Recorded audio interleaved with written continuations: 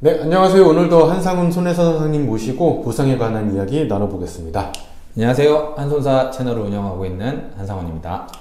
오늘은 질병이 아닌 얘기를 하신다고 들었습니다. 좀 무거운 주제죠. 사망보험금 관련된 이제 자살사고 중에 이제 추락사, 높은 곳에서 떨어져서 사망하신 분들에 대한 그 보험금 분쟁에 대해서 한번 얘기를 나눠볼 거예요. 질병 사망은 말 그대로 이제 질병으로 사망하신 거고, 상해나 재해는 손해보험은 상해, 생명보험은 재해라는 규정을 통해서 보험금을 지급을 하고 있는 거죠.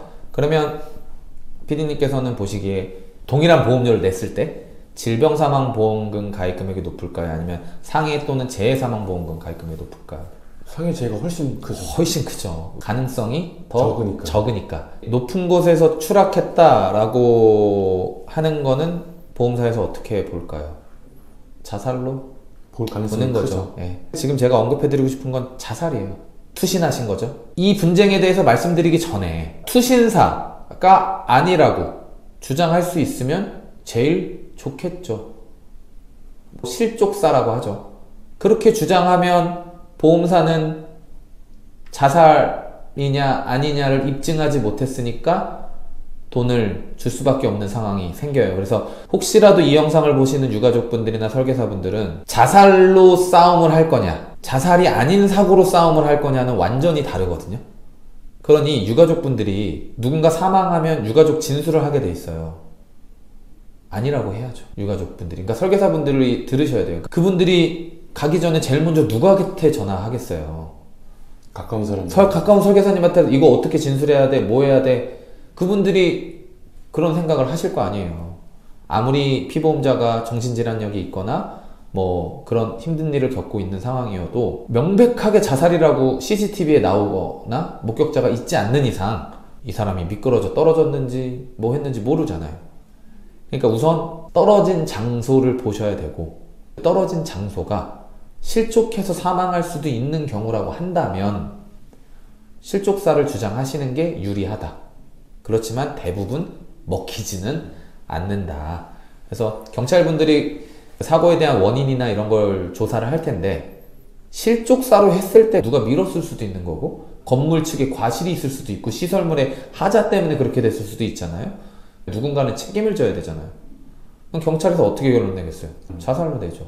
자살로 내면 본인들은 끝난 거예요. 이분이 자살로 보험금을 받든 말든 경찰 입장에선 타살의 혐의점이 없으면 그냥 자살인 거예요. 그래야 사건 종결이 되고 검사 지휘도 끝나요. 그럼 우리가 이제 실족사냐 자살이냐 이 싸움을 한번 해보고, 안 돼서 자살이면 우리가 어떤 경우 돈을 받을 수가 있을까요? 의도치 않게 자살을 그렇죠. 하게 된 경우. 그렇죠. 자, 우리가 자살을 보험이란 제도에서 보상하지 않는 이유는 명백해요. 절대적인 면책 사유예요. 보험이라는 제도의 근간과 사회 경제적인 굉장히 큰 타격을 줄 수가 있죠. 자해 자살을 보험금 지급을 할 수가 있다면 돈 없으신 분들 그냥 막 죽겠죠. 그리고 그냥 막 자기 자해하겠죠. 손가락 발가락 자르겠죠. 생명보험, 손해보험 약관에 다 들어가 있어요. 그런데 자살한 사람들 이렇게 보니까 나 죽을 거야 하고 죽은 사람도 있지만, 자기가 죽음을 각오하지 않은 채, 또는 내가 이렇게 실행한 행동이 사망이라는 경우가 있을 수도 있다라는 걸 판단을 못하고 그냥 하는 분들 있잖아요.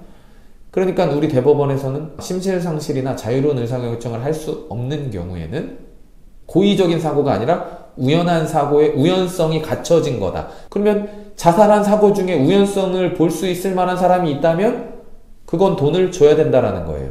그러면 자살은 다 우연성이 없다, 아니면 자살은 다 우연성이 있다, 이건 또 아니잖아요. 거기 안에서 갈리게 되는 거죠. 그러면 그 중에 보험회사에 쌓아올 수 있는 것들은 그나마 추락사인 거죠.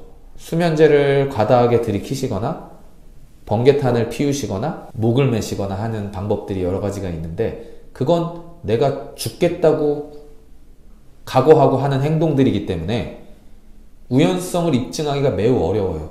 여기서 말하는 우연성이란 심신 상실을 뜻해요. 그러면 뛰어내리는 거는 정말 누군가가 홧김에 확 이렇게 아파트에서 뛰어내리는 경우도 있잖아요. 많이 술 먹고 약 드시고 그러실 수가 있기 때문에 그런 경우에 반드시 싸워 보셔야 된다라는 거예요. 그러면 이 피보험자가 심신상실이 되어야만 우연성이 입증이 된 거고 우연성이 있어야만 보험 사고가 발생한 거고 보험금을 지급할 수가 있게 되는 거예요. 그러면 이 심실상실이었구나를 판단할 수 있는 가장 좋은 지표 아니면 입증 자료 어떤 게 있다고 생각하세요? 유서. 그렇죠. 유서. 제가 지금 그 추락하신 분 거 지금 보험사랑 3년째 하고 있는 게 있거든요. 양극성 정동장애라고 해요. 그런 분들은 막 날뛰죠.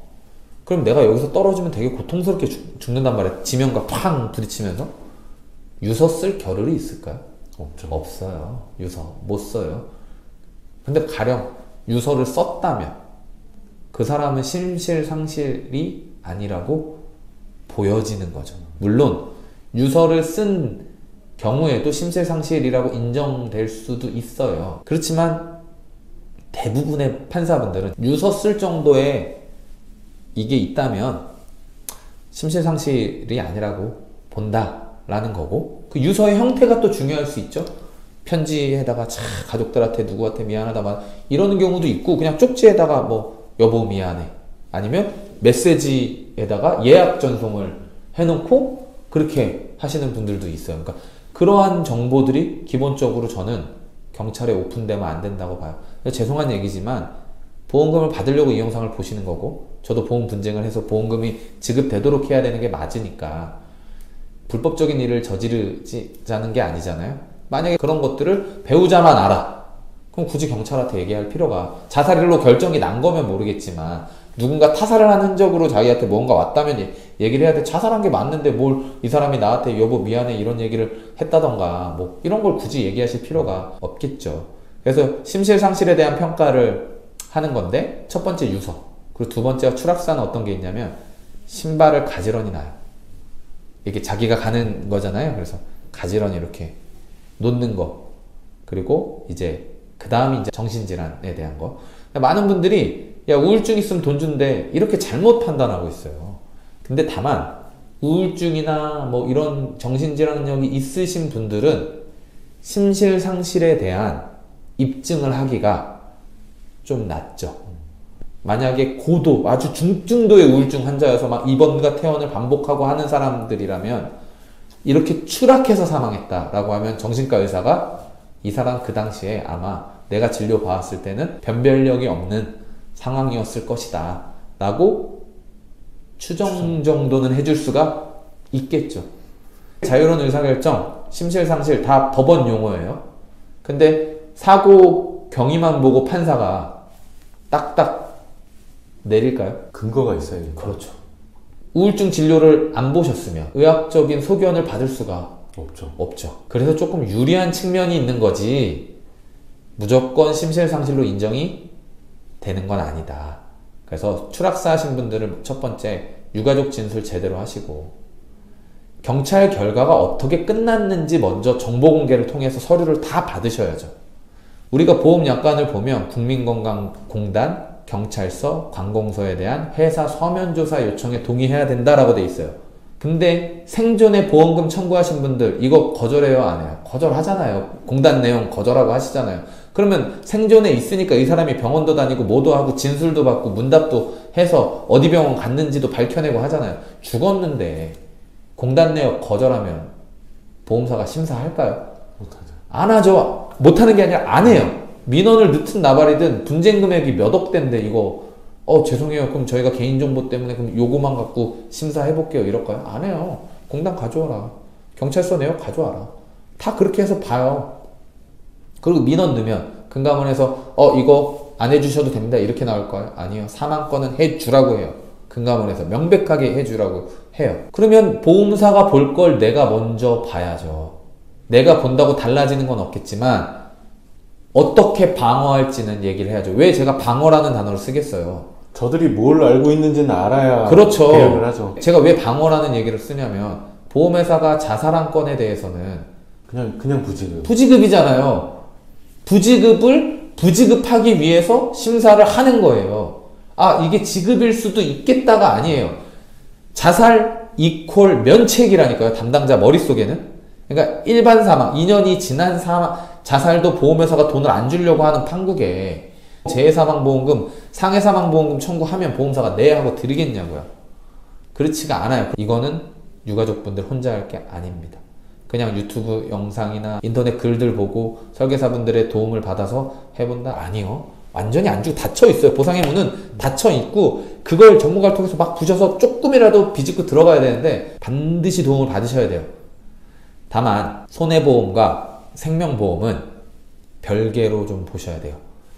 손해보험은 과거에 고의적 자해를 아예 면책으로 해놓은 약관도 있어요. 지금이야 심실상실, 피보험자의 자살은 보험금 지급하지 않습니다 해놨다가 단서로 심실상실, 즉 자유로운 의사결정을 할 수 없는 상태에서 실행한 것들은 지급합니다 라고 되어 있으니까 심사하는 척 하겠죠. 근데 과거에 그 약관이 없는 거, 그냥 고의적 자해 끝이에요. 그러면 면책이잖아요. 그러면 보험금 청구도 안 되는 거죠. 손해보험은. 그런 것들이 또 한 가지가 있고, 두 번째, 일반 사망보험금은 2년이 지난 자살은 보상을 하겠다고 규정을 했어요. 그럼에도 불구하고 계약을 무효화시켜서 안 주려고 하는 거예요. 그러면 재해사망 특약에는요, 2년이 지난 자살은 보상을 하겠다라는 규정이 있는 것도 있고 없는 것도 있어요. 일반 사망보험금, 2년 지난 사망보험금은 분쟁이 안 된다라는 가정하에 그럼 뭐가 분쟁이 되겠어요? 재해사망보험금이 분쟁이 되겠죠. 그럼 재해사망보험금이 어떻게 구성되어 있는지 약관은 적어도 보셔야죠. 그리고 두 번째, 일반 사망보험금이 2년이 안 된 경우라면, 그러면 자유로운 의사결정을 할 수 없는 경우로 싸워야 되는 거예요. 생명보험에서는. 그러니까 이 핵심은 뭐냐? 어떠한 형태의 자살이라도 심실상실에 대한 입증을 해내지 못하면 할 수가 없다. 그럼 입증이라는 게 진짜 이 사람 심실상실 자유로운 의사결정 할 수 없는 경우였어. 법원 판사라고 신이 아니잖아요. 그러니까 추정할 수 있는 정도, 입증해낼 수 있는 정도가 어디까지인지를 보셔야 되고, 이 케이스는 보험 분쟁 플러스 소송까지 고민을 해 보셔야 된다라는 건데, 제가 이런 사례들이나 법원 판례들이나 이런 것들을 계속 업데이트하면서 머릿속에 넣고 있는데, 최근에 법원의 보상 기준이 조금 달라지고 있어요. 예전에 자살을 돈을 주는 걸로 판정을 해버리면 사회경제적으로 굉장히 자살을 유도하는 거나 마찬가지이니까 법원 판사분들이 보험회사 입장을 대변하는 경우들이 굉장히 많았죠. 근데 지금은 어때요? 법원 판사분들도 우리나라가 자살률 1위이고 지금 공황장애, 불면증, 그 우울증 환자들이 1000만이 넘어요. 그런 정도에서 자살이 일어나는 거면 판사분들이 이제는 조금 소비자 편 쪽으로 돌아서서 판단을 내리고 있다. 신경정신과 쪽의 치료가 좀 많이 대중화되는 것도 좀 그런 것도 한몫할 수 있죠. 그런 치료력이 입증이 될수록 심실상실에 대한 부분은 조금 더 분쟁이 소비자에게 유리할 수가 있다. 저도 손해사정사라 소송 안 가는 게 좋거든요. 근데 이 케이스는 소송에 대한 엄두를 안 할 수가 없어요. 그리고 유가족분들이 돈 때문에 분쟁을 하진 않아요. 피보험자의 목숨값이라고 생각을 많이 해요. 이거 나한테 피보험자가 마지막으로 준 숙제야. 이거 목숨값이야. 이걸 받아야 내가 다리를 쭉 뻗고 잘 수가 있을 것 같아. 막 이런 그 죄책감에 시달리세요. 그래서 자살은 절대로 하면 안 되지만 이미 벌어진 일이라면 그런 부분에 대한 검토를 먼저 좀 전문가분들을 통해서 하시면서 청구 전략과 분쟁에 대한 대응에 대한 수립을 좀 하시는 게 좋다 말씀드리고 싶습니다. 설계사분들도 사실 그런 상황이 있었을 때 얘기를 하기 힘들겠지만 그렇죠. 그래도 만약에 자살이라든가 추락이라든가 이런 내용으로 고객의 가족이나 고객이 사망을 하셨다고 하면 그래도 전문가니까 먼저 가서 고객한테 얘기해 주는 게 중요할 수도 있고 이미 사건이 벌어졌으니까 그 벌어진 사건을 최대한 고객에게 유리한 쪽으로 가는 게 되게 중요해요. 제가 고객분들한테 이런 얘기할 때가 있어요. 선생님 죄송한데 지금 이 건을 제가 만약에 보험사 직원이라면 나는 당신한테 돈을 안 주는 걸로 설득할 수 있다. 내가 지금 당신 편이기 때문에 보험금 지급하는 방향으로 설명을 하고 있는 거지, 내가 이 똑같은 동일한 건을 보험사 편이라고 하면 보험금 지급 안 할 수 있는 근거를 얘기할 수 있다. 하나의 청구권이 정답은 없는 것 같아요. 이렇게 보면 이렇게, 저렇게 보면 저렇게 볼 수가 있는 거이기 때문에 사망은 더 고액건에 더 예민하고 보험사 입장은 이미 중간에서 시작하는 게 아니라 여기 끝에서 시작하고 있기 때문에 이걸 어떻게든 끌고 오는 게 되게 중요하거든요. 그래서 그런 부분들은 보상 실무를 또 아는 사람이 해야만 더 확률이 높을 수도 있다. 그래서 그런 내용들을 좀 유념하셔서 반드시 좀 전문가 도움을 받으셨으면 좋겠다 라고 말씀드릴 수 있을 것 같습니다. 네, 오늘 굉장히 무거운 주제이지만 분명히 꼭 알아야 될 아셔야죠. 예, 그런 내용에 대해서 이야기를 또 나눠봤습니다. 네, 고맙습니다. 감사합니다.